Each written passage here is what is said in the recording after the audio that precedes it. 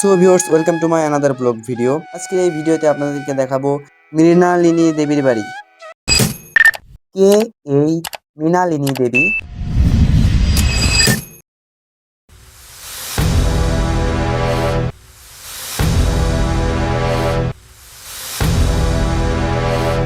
তো মৃণালিনী দেবী হচ্ছেন রবীন্দ্রনাথ ঠাকুরের স্ত্রী, আর এটা হচ্ছে রবীন্দ্রনাথ ঠাকুরের শ্বশুরবাড়ি, যা বর্তমানে রবীন্দ্র কমপ্লেক্স নামে পরিচিত, যা খুলনা বিভাগের ফুলতলা উপজেলার দক্ষিণ দিঘি গ্রামে অবস্থিত।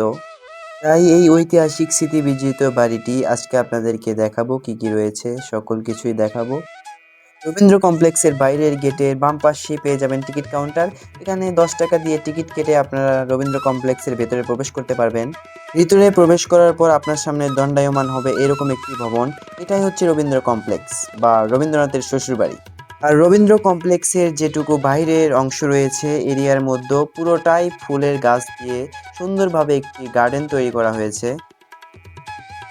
দূর দূর থেকে যেসব পর্যটক এই রবীন্দ্র কমপ্লেক্স দেখতে আসেন তাদের জন্য একটি বিশ্রামাগারের ব্যবস্থা করা হয়েছে।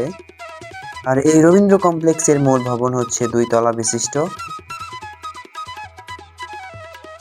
আর এখানে আম গাছের ওপর সুন্দর একটি কুঠির তৈরি করা হয়েছে, যা দেখতে অসম্ভব সুন্দর লাগে।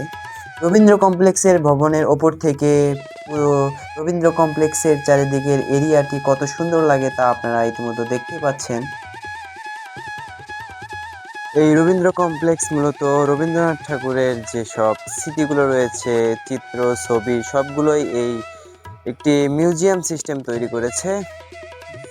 এখানে আসলে রবীন্দ্রনাথ ঠাকুরের অনেক ছবি এবং ইতিহাস সম্পর্কে আপনারা জানতে পারবেন। ভেতরে ভিডিও করা নিষেধ, তাই কিছু ছবির মাধ্যমে আপনাদেরকে দেখানোর চেষ্টা করব।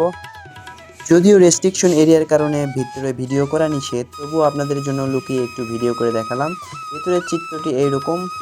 দেওয়ালে অসংখ্য রবীন্দ্রনাথ ঠাকুরের শ্বশুর বাড়ির অনেক কিছু ছবি রয়েছে। সো ভিউয়ার্স, আজ এই পর্যন্তই। দেখা হচ্ছে পরবর্তী কোনো ভিডিওতে। অবশ্যই চ্যানেলটি সাবস্ক্রাইব করবেন। ফেসবুক থেকে দেখলে ফলো দিয়ে রাখবেন। আপনাদের সাপোর্টই আমাকে অনুপ্রেরণা যোগাবে পরবর্তী ভিডিওর জন্য। আর আগামী বৃহস্পতিবার আসছে নেক্সট ভিডিও দেখার জন্য অনুরোধ জেনেই শেষ করলাম। ধন্যবাদ।